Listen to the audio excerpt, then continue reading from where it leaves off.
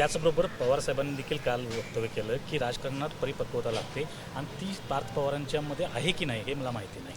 हे बघा, आदरणीय पवारसाहेब कर्तृत्वानी, वयानी, नात्यानी सगळ्याच बाबतीत माझ्यापेक्षा मोठे आहेत आणि ज्या संस्कारात मी वाढले, आपल्यापेक्षा वयानी जी कोणी व्यक्ती मोठी असेल, जी कोणी नात्यानी, वयानी, पदानी किंवा कर्तृत्वानी, ह्यांनी एकदा बोलल्यावर आपण काहीच बोलायचं नसतं. ह्या संस्कारात माझ्या आईनी आणि माझ्या कुटुंबानी मला वाढवलं आहे. तुम्ही सहमत आहात?